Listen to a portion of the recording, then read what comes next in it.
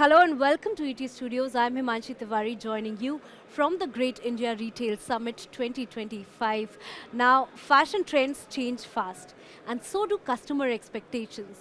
But behind every smooth shopping experience is a supply chain working tirelessly to keep up with demand, disruptions and changing market dynamics. Today we dive into the art of building a resilient supply chain, one that's not just efficient but also adaptable to shifting business need. So let's get started, but before starting, let's welcome our speakers. Please join me in welcoming Vikas Anand, MD, DHL Supply Chain India, and Sumit Chandna, Deputy CEO, Max Fashions. Gentlemen, thank you so much for joining us. Thank you. Yeah, thank you. All right, to start our panel with, resilient supply chains are like yoga masters, right? Flexible yet strong. So what are the key strategies business must adopt to ensure their supply chain can sort of scale seamlessly? Starting with You want me to you. go first? Yep. I think so. When you look at supply chains, I would put them in three key buckets from a resilience perspective. I think one is around digitalization. The second would be about economies of scale, and third would be about end-to-end solutions. So when we look at supply chain resilience and we talk about digitalization, it's about how can we enable digitalization to manage the troughs and peaks and troughs. For example, retail business typically has its nuances. There are seasons. There would be a big billion day, a Diwali sale, and therefore how do you manage those complexities? And therefore, what is the role of automation? And as a world leader in supply chain, what we believe is that if you bring the flavor of automation in the whole game, you can manage it, you can manage the crest and the peaks pretty well. The second part is around the great solution, the end-to-end solution as we call it. So when you talk about retail, if you have a retail solution which cuts across various brands, then you can templatize it and implement it at speed. And the third one would be economies of scale. If you have economies of scale, large boxes, many people, you can flex that and create resilience in the supply chain. I think these are a few of the key aspects, I would say. Very rightly said. He spoke about peak season spikes, right? And when peak season comes in, it brings peak chaos as well, right? There's a greater pressure on logistics at that point in time. So what is the playbook for sort of managing these peak seasonal spikes without breaking a sweat? What would you say? Yeah, so I think it's about actually planning, right? It's not rocket science, right? It is fairly predictable. For example, if I know my Diwali to non-Diwali spike is 20%, which means that if normally I do X pieces processing on a day, I'll be doing X plus 20. And yes, there will be those 4 days where I'll be going from not just X plus 20, but X plus 50. If I know that and I can plan that well, actually that's part of the solution, right? And that's what we do. I mean, we process or we sell close to about 12 crore or 120 million garments in a year. So, and of course, it's not smooth sailing or it's not a standard line across the year. It has its peaks and troughs. So how do you plan? It's fairly predictable. All right, on that note, every brand wants to be everywhere, right? But in terms of inventory doesn't have infinite patience, right? So how do you sort of determine the right channel mix across general trade, modern trade, marketplaces, and also direct to consumer platforms, starting with you? So if you look at from a supply chain perspective, I think one of the most efficient ways, so look, think about yourself as a consumer. You want to have an experience online and offline of the same level, for example. You don't want to get into an online environment where you have only selected inventory, which is discounted or not the latest inventory. So the way we look at it is, if you are, as a consumer, if you get exposure to complete inventory in a warehouse, then we have created systems where our people in a warehouse are able to pick for a single we call it a B2C, for example, for a customer and for a store, for example. And therefore, I think when you look at those kind of strategies where a supply chain leader like us is able to help customers by building boxes where we have an efficiency to pick a single peak or a multi-pick or a box from a B2B to B2C, I think so. Those are the kind of solutions we are looking at, and I personally believe the most efficient solution is the one where ultimately you give a delight to the customer and create a supply chain where we are able to pick it at the speed of light. We are able to put it away. These are technical terms in terms of what are your picking strategies, what are your put away strategies, what is the overall supply chain strategy, and I think that's the big mantra. All right. That's what we believe is the future, where we can help retailers like Max to give delight to their customers. Yeah, yeah. And I would also want to speak to you about the last mile delivery thing. But before that, I would talk to him about the same thing. Customer wants instant gratification, Correct. right? So how do you sort of optimize last mile delivery, or how can we do that? Because you've worked with groceries as well, Yeah, right? yeah. So how can we do that without actually burning a hole in our Yeah. pocket? Yeah. So actually speaking, the fact is that you need to work, of course, like we were talking about efficiencies and economies of scale. But let me take a step back here, right? If you look at my current business is I service my 520 stores, plus I also service end consumers, okay, who are all over the country, Yeah, yeah. okay, through my own .com, right? So hence, the objective is how can I make sure that, so in our warehouse, we have one inventory, whether you're offline or you're online, right? That builds efficiency internally, but Okay. at the same time, because I am close to you, I can service you either from my store or from my warehouse.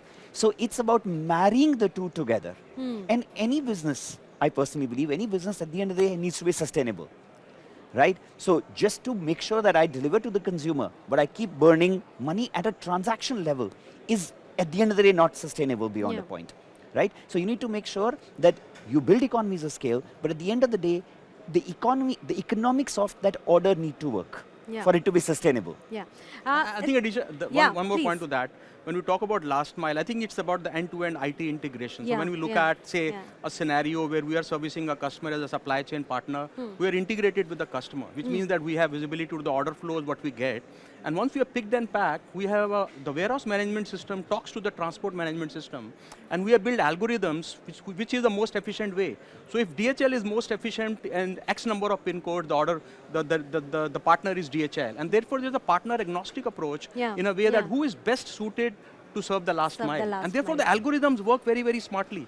The algorithms also learn by machine learning. So what we do is the algorithm would say, hey, you know what, if I've given it to a supplier, a vendor Y or a vendor X, and the efficiencies or the ability to reach on time or the TAT delivery is 98% versus 100%, the algorithm then switches. And there are cost equations as well.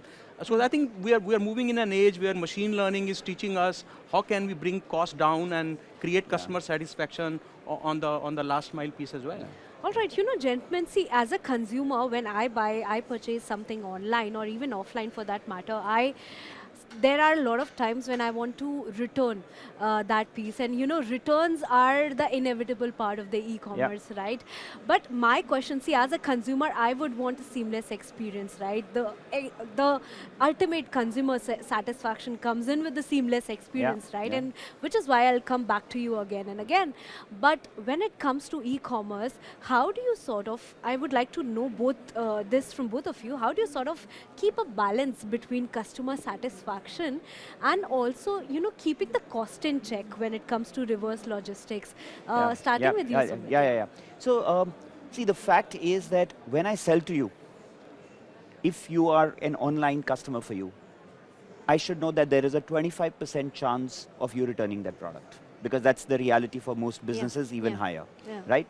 And hence, and that's what I was saying, in that economics of that order, I need to make sure that even if there is a 1 in 4 chance that you will return, I'll still make money, right? Yeah. So that's really the point. That's one. Secondly, I need to work on my logistics to make sure that not only there is seamlessness in order flow, but there's seamlessness in picking as well. And to what Vikas was talking about, when systems are interoperable, they talk to each other, right? So my partner, my DC talking to a third party logistics partner, talking to the customer, and seamlessly information flowing between you and me, saying I'm going to come and pick you up, so and so is going to come pick up the product at this time, and then that transaction happens, right? So that's really the point. One is about the economics of the order, and the other is about the efficiency that we can drive in the whole process. Yeah. Now as a consumer, I at least am not guilty of returning any item, because I know that you all are still making profits out of it. No, I think I was having a chat with Sumit as well around, when as a supply chain partner of choice with large retailers, when I speak to the CEOs and take the voice of the customer, as we call it, I think returns is the holy grail. Hey, you know what? How do we manage returns efficiently?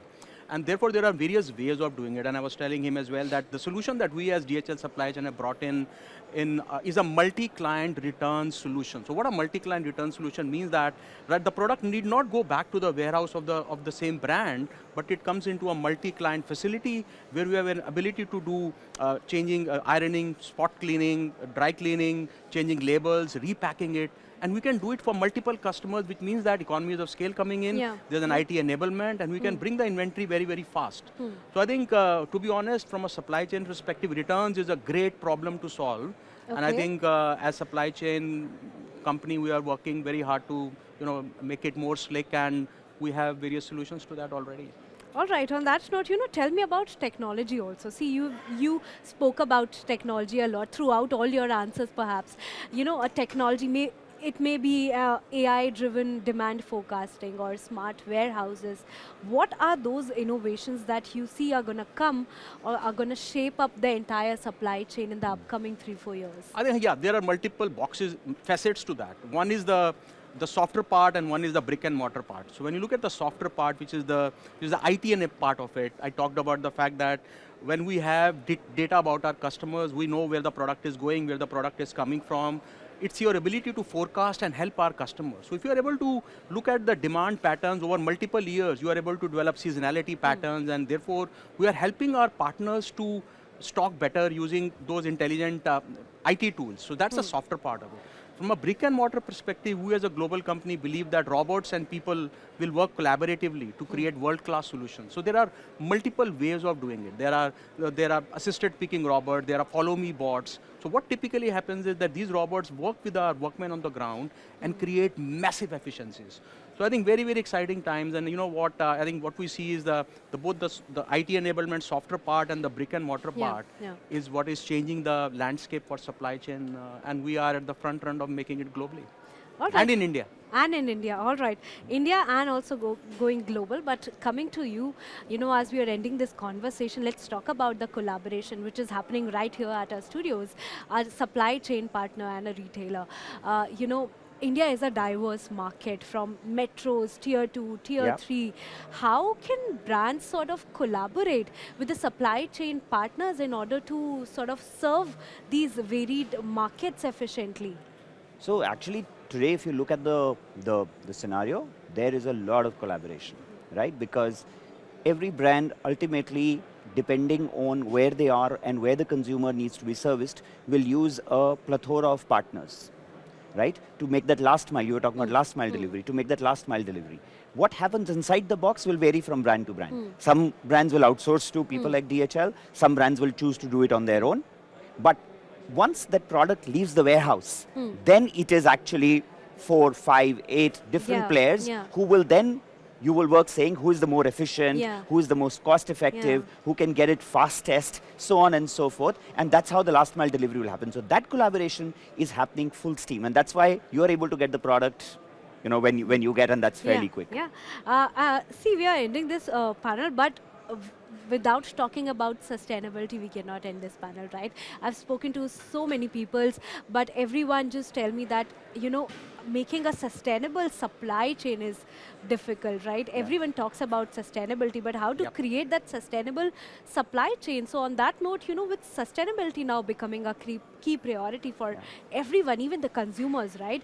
So how can leaders work together with the supply chain partners to create that sustainable supply chain and also not compromising with the efficiency at the same point in time? Let's start with you. No, I think good question. I think sustainability is top of the agenda for us globally and within India. And when you look at sustainability within the parlance of warehousing and transport, I'll start with warehousing piece. So when you build a large warehousing footprint, obviously it needs a lot of energy, and therefore India is blessed with a lot of solar power. And what you will see is that we are building warehouses in India which are run on solar power now. As I speak to you, we've got a very, very large footprint in India, millions of square feet, and 35% of that, even as on today, over the last 24 months, we have converted fully into solar power. So we are putting solar panels on top of the warehouse, and that generates electricity, and the warehouses are run like that. Within the way the boxes are built is we have 6% skylight, so you don't have to put on electricity. The skylights work. Unidirectional traffic flow, waterless urinals. there are multiple strategies, yeah. paperless environment. Yeah, So you don't, yeah. what happens is when you go and pick in a warehouse, most of the, 90% of the people in India will use a paper. We don't, we use a handheld gun. We call it a handheld gun. Okay, And you okay. scan and move on in life. So no paper. So yeah. no paper, no water, rainwater harvesting, solar panels, great thoughts. What we also do is, for doing the last mile and the middle mile, we are using electric vehicles. So when you are charging an electric vehicle in a green warehouse, only then you are green. Yeah, See, sometimes yeah, it's a myth. yeah. You are putting, you have a scooter in your home and you are Yeah. putting into a plug where Yeah. the energy is coming from coal. Are you green? You are Yeah, green, but not green. yeah, yeah. We You're believe not we are still grey. there. We are grey. We are Yeah, not green. yeah. You are not black. You are not green. You are grey. Grey. You are really green when the energy is, when you have a solar power and the truck is charged through the solar power. That's green. And that's what we are doing. Yeah, only the ecosystem becomes green is when you Exactly. become green, right? Exactly. Yeah, What so are let your me thoughts? do a different take on this, Yeah. right? If you look at our product, right? Like I said, we sell 120 garments. Now, every garment from the factory will come in a poly bag. 100% of our poly bags are recycled plastic, right? That's one. Secondly, every product will move in a carton. 70% of our cartons are reused. While coming back from the warehouse, going from the warehouse to the store, or coming back from the store to the warehouse. Thirdly, what we do is we actually go out in the market and the cartons that people discard, say for example the other industries, FMCG or whoever, we actually buy those and reuse that because they're actually good enough. So that's one element. It's different way of looking at sustainability, right? Another way of looking at it is that the fabric that we buy, right? So for example, 70% of the cotton that we source is bought through farmers which are under what is called a BCI initiative, which is the best cotton initiative, which is the right Yeah, taking care of yeah, the soil, yeah, the right yeah, harvesting, the right yeah. irrigation, so on and so forth. We use recycled poly, right? So there are many, many things that we do which actually go inside the product, Yeah. and not just in addition to the Yeah, infrastructure that we yeah. talk about. Yeah. And that's where our sustainability Yeah. or giving back to the society comes from. Because Yeah. by doing these small little things, actually Yeah. we are adding more value every time you're buying a product from Max. Yeah, so it's not only now Absolutely. about just green balance sheets. Even the ecosystem has to Correct. be greener, right? Correct. On that note, thank you so much, gentlemen, for being you. a part of this Thank you. discussion. We had very limited time, but I'm sure we'll talk after this panel as well, because there's much more to talk about on this topic. And to our viewers, if there's one thing we have uncovered today, it is that a strong, agile supply chain is a backbone of a seamless shopping experience. Now, in a world where trends shift overnight and disruptions are inevitable, adaptability is the key to staying ahead. A big thank you to our speakers for sharing their Thank you. insights Thank with you. us today. This is Himanshi Tiwari signing off. Until next time, keep innovating, keep evolving, and keep watching ET Studios.